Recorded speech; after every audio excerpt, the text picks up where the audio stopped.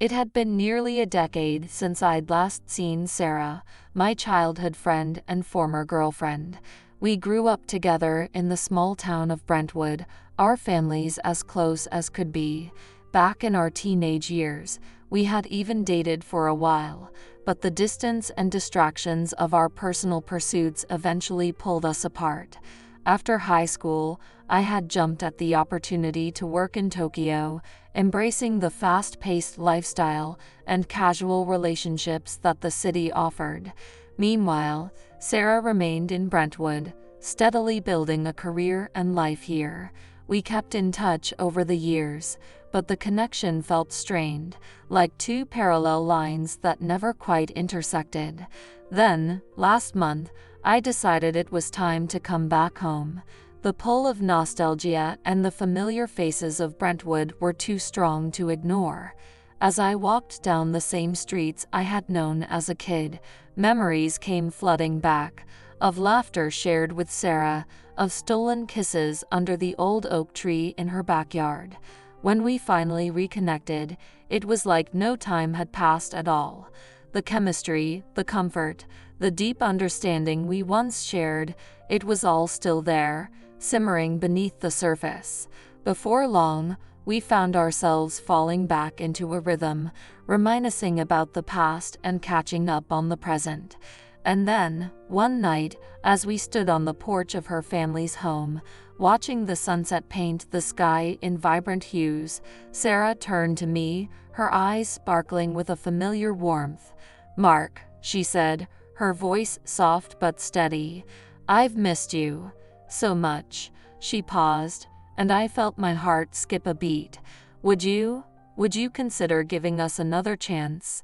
I didn't need to think twice. Reaching out, I gently took her hand in mine, feeling the familiar warmth and comfort of her touch. "Sara," I replied, a smile spreading across my face, "I'd love nothing more." In that moment, it was as if the years that had passed melted away, and we were teenagers again, falling in love for the first time. The rekindled flame of our relationship burned brightly, and before long, we found ourselves engaged, our families overjoyed at the prospect of welcoming each other back into their lives. It felt like a fairy tale, a second chance at the happiness we had once shared.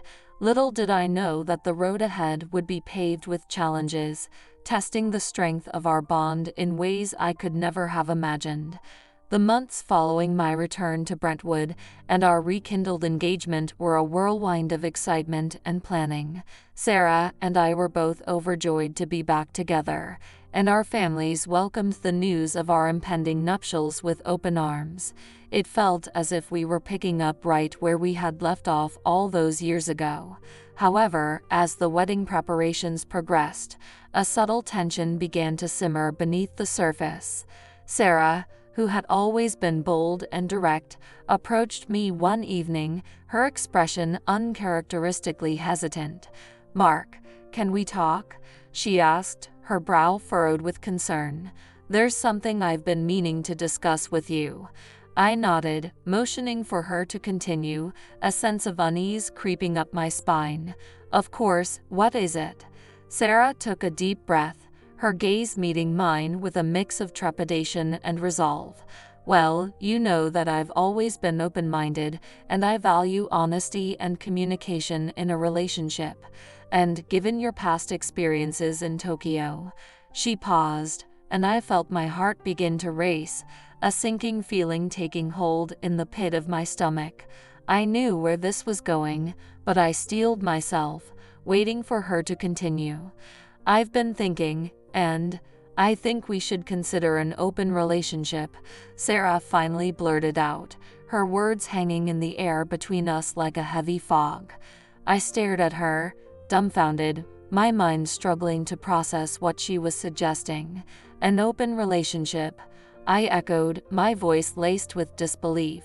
"But Sara, I thought we were ready to take the next step and commit to each other fully." Sara reached out, gently placing her hand on my arm. "I know, and I want that too, but I also want you to be happy, and I'm worried that my expectations might not align with your past experiences. I don't want you to feel trapped or unfulfilled."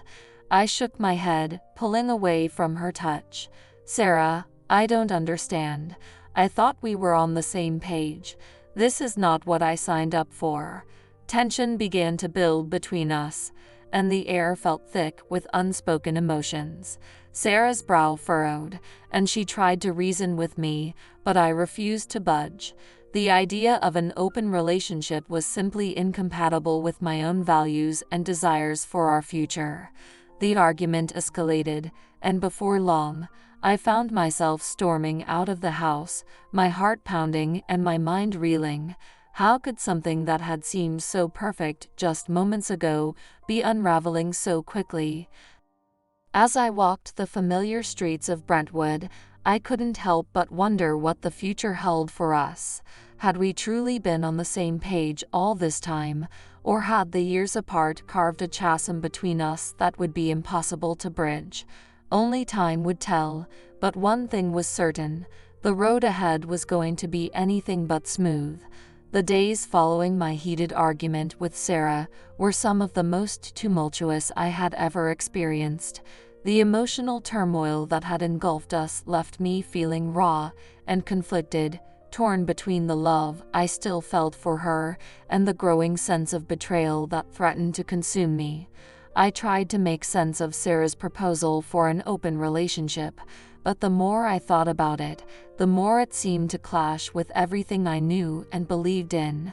The idea of sharing her, of potentially having to witness her with someone else, was simply unacceptable to me. It shattered the very foundation of trust that I had always taken for granted in our relationship. As I wandered the streets of Brentwood, trying to clear my head, my mind kept returning to the same troubling questions. Was Sara's suggestion a sign of deeper issues within our relationship? Had she already been unfaithful, or was she anticipating a need to explore other avenues in the future? The more I mulled over these thoughts, the more my suspicions began to take hold. I couldn't shake the nagging feeling that something wasn't right, that Sara was hiding something from me. One evening, as I sat at home, staring blankly at the walls, my phone suddenly chimed with a notification. Glancing down, I felt my heart skip a beat as I saw that it was a hotel reservation confirmation addressed to Sara's email. Panic and disbelief surged through me as I scrutinized the details. The reservation was for a hotel in a neighboring town, and the dates coincided with a period when Sara had claimed to be visiting her family. My hands trembling, I tried to convince myself that there was a logical explanation, that I was simply overreacting. But deep down, I knew the truth. Sara's proposal for an open relationship, coupled with this suspicious hotel booking, could only mean one thing: she had been unfaithful, or at the very least, was planning to be. I sat in stunned silence, my mind racing as I tried to process the implications of what I had discovered. The trust I had so foolishly placed in our relationship now felt like a shattered mirror, reflecting back a reality that I had never anticipated. With a heavy heart, I knew that I had to confront Sara about this. The emotional divide that had opened up between us was already too wide to ignore, and this new revelation only served to widen it further. Whatever happened next, I knew that our relationship would never be the same. The day I confronted Sara about the suspicious hotel reservation was one of the most emotionally charged moments of my life. As I steeled myself to have the difficult conversation, a swirling mix of emotions threatened to overwhelm me: hurt, betrayal, disbelief, and a desperate hope that somehow I had misinterpreted the situation. When Sara arrived home that evening, I could see the apprehension etched across her features. She knew, just as I did, that the tension between us had reached a boiling point. "Sara, we need to talk," I said, my voice taut with a mixture of resignation and simmering anger. She nodded, her eyes downcast. "I know. I've been dreading this." Guiding her to the living room, I took a seat across from her, my gaze unwavering. "I found the hotel reservation, Sara. The one for next weekend, in the neighboring town. Care to explain?" Tears welled up in her eyes, and she drew in a shaky breath. "Mark, I'm so sorry. I didn't mean for any of this to happen." I felt a surge of frustration, my hands clenching into fists as I fought to keep my composure. "Didn't mean for what to happen, Sara? Were you planning on being unfaithful? Is that why you suggested an open relationship?" "No, it's not like that," she protested, her voice trembling. I was scared, Mark. Scared that you'd eventually resent me, that you'd long for the kind of freedom you had in Tokyo. I thought an open relationship might be a way to prevent that." Her words hit me like a sucker punch, and I stared at her, my heart sinking. "So, you didn't trust me? After everything we've been through, you still doubted my commitment to you?" Sara reached out, her hands trembling. "I'm sorry, Mark. I'm so sorry. I never meant to hurt you. I wanted to protect us, protect our relationship, but I see now how wrong I was." I shook my head, feeling the walls of my carefully constructed world crumbling around me. "Protect us? Sara, you've done the exact opposite. You've shattered the trust I had in you, in us. I don't know if I can ever get that back." Tears streamed down her face as she pleaded with me. "Please, Mark, give me a chance to explain, to make things right. I love you, I really do. I got scared, and I made a terrible mistake." But in that moment, all I could see was the broken shards of the life we had once shared. The hurt and betrayal I felt were too overwhelming to ignore, and I knew that no amount of explanation could undo the damage that had been done. "I'm sorry, Sara," I said, my voice barely above a whisper, "but I think it's time for me to go." With that, I turned and walked out the door, leaving behind the remnants of a relationship that had once felt so perfect, so unbreakable. The future we had envisioned together now seemed like a distant dream, lost in the wake of shattered trust and irreconcilable differences. In the days that followed my confrontation with Sara, I found myself adrift in a sea of conflicting emotions. The pain and betrayal I felt consumed me, weighing heavily on my heart and mind. I had thought we were on the same page, that we were ready to commit to each other fully, but now it seemed that the very foundation of our relationship had been built on shifting sands. As I tried to make sense of what had happened, I found myself oscillating between bouts of anger and overwhelming sadness. The image of Sara's tearful face as I walked out the door haunted me, a constant reminder of the shattered dreams and broken trust that lay between us. I had always prided myself on being a rational, level-headed person, but in the aftermath of this ordeal, my emotions threatened to overwhelm me. I would find myself lost in thought, replaying every moment, every conversation, searching for some sign that would have alerted me to the truth earlier. But the more I dwelled on it, the more I realized that the problem went deeper than just Sara's deception. It was about the fundamental differences in our values and expectations. While she had been willing to consider an open relationship, the mere thought of it had filled me with revulsion. I had always believed in the sanctity of commitment, in the idea of two people fully dedicated to each other. The realization that Sara and I had been operating on completely different wavelengths only compounded the pain I felt. Had we ever truly been on the same page? Had the years apart somehow eroded the deep connection we had once shared? As I grappled with these questions, I found myself withdrawing from my friends and family, unable to articulate the turmoil that raged within me. I would spend hours staring out the window, lost in thought, trying to find a way to make sense of it all. The emotional toll was relentless, and I found myself questioning everything: my past, my present, and my future. The future I had envisioned with Sara now seemed like a cruel mirage, a dream that had been snatched away before I could fully grasp it. In the darkest moments, I found myself wondering if I would ever be able to trust again, if I could ever open my heart to the possibility of love after experiencing such a devastating betrayal. The wounds felt too deep, the scars too raw to even consider moving on. Yet, as the days turned into weeks, I slowly began to realize that I couldn't remain trapped in this state of emotional paralysis forever. I needed to find a way to confront the pain, to process the grief, and to ultimately find a path forward, even if it meant leaving behind the life I had once envisioned with Sara.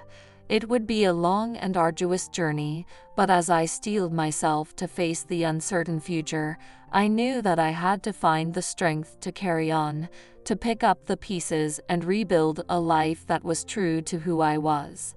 As the weeks turned into months, the emotional turmoil that had consumed me in the aftermath of my confrontation with Sara began to slowly subside. It was a gradual process, one filled with moments of anguish, self-reflection, and ultimately, a glimmer of acceptance.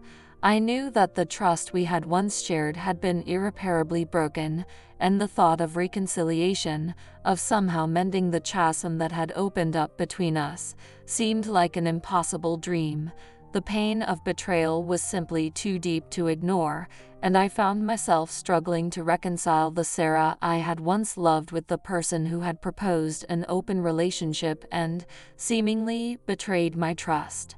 Yet, as I grappled with these complex emotions, a part of me still yearned for closure, for some semblance of understanding and resolution. I needed to find a way to move forward, to reclaim my life and my sense of self, but the weight of our shared history and the bond we had once forged refused to be ignored. It was during one of my solitary walks through the familiar streets of Brentwood that I happened to run into Sara. Our eyes met, and I could see the raw vulnerability and regret etched across her features. In that moment, I knew that we both needed to have the difficult conversation that had been haunting us. With a heavy heart, we agreed to meet, and as we sat across from each other, the air thick with unspoken emotions, we began to lay bare the truth of what had transpired between us. Sara spoke of her fears, her misguided attempt to prevent the very thing she had hoped to avoid, my potential resentment and longing for the freedom I had experienced in Tokyo. She acknowledged the depth of her mistake, the way her actions had shattered the trust that had been the foundation of our relationship. In turn, I shared the anguish I had felt, the way the betrayal had torn me apart and left me questioning everything we had built together. I expressed my disbelief at the idea of an open relationship, how it had gone against every fiber of my being and the values I held dear. As we laid our hearts bare, there were moments of tears, of anger, and of profound sorrow. But amid the emotional turmoil, a glimmer of understanding began to emerge. We recognized that while the path ahead was uncertain, the deep connection and shared history we had built over the years could not be so easily erased. With a newfound sense of mutual respect and a shared desire to find closure, we made the difficult decision to part ways amicably. The romantic aspect of our relationship was no longer viable, but we both acknowledged the importance of preserving the friendship that had once been the cornerstone of our bond. It was a bittersweet moment, a recognition that sometimes the greatest act of love is the willingness to let go and allow each other to heal. As we embraced one last time, I felt a sense of finality, but also a glimmer of hope that perhaps, in time, we could find a way to rebuild a relationship based on the enduring respect and fondness that had once defined our connection. As I walked away from my final meeting with Sara, I couldn't help but feel a profound sense of melancholy wash over me. The closure we had found, the mutual respect that had emerged from the ashes of our shattered relationship, was a bittersweet victory, a testament to the depth of our bond, but also a painful reminder of the trust that could never be fully restored. The journey that had brought us to this point had been arduous, filled with emotional turmoil, broken promises, and the shattering of dreams we had once shared. It was a sobering reminder that even the strongest of connections can be fragile, vulnerable to the ravages of fear, doubt, and miscommunication. Yet, as I reflected on our time together, I couldn't help but feel a deep sense of gratitude for the memories we had created, the laughter we had shared, and the profound impact Sara had had on my life. She had been my first love, my confidant, and a constant in a world that often felt uncertain and chaotic. In the end, the lesson we had learned was a difficult one, that love, no matter how pure and profound, is not enough to sustain a relationship if the partners are not on the same page, if their values and expectations do not align. It was a realization that had cost us dearly, but one that I knew would ultimately serve to make us stronger, more resilient, and better equipped to navigate the complexities of love and commitment in the future. As I looked to the horizon, I couldn't help but wonder what the future had in store for both of us. Would we find the courage to open our hearts again, to trust in the possibility of a second chance at happiness? Or would the scars of our broken relationship forever shape the way we approached love and intimacy? These were the questions that lingered in my mind as I made my way home, the weight of our shared history a constant companion. But in the midst of the melancholy, I also felt a glimmer of hope, a belief that perhaps, in time, the pain would subside and the enduring bond we had forged would find a new expression, one that honored the past while embracing the possibility of the future. What does the story of Mark and Sara teach us about the nature of love, trust, and the resilience of the human spirit? If you found this story resonant and meaningful, I invite you to subscribe to our channel, where we'll continue to explore the complexities of the human experience through compelling narratives and thought-provoking reflections. Don't forget to like, comment, and share. Your engagement helps us bring more stories like this one to life.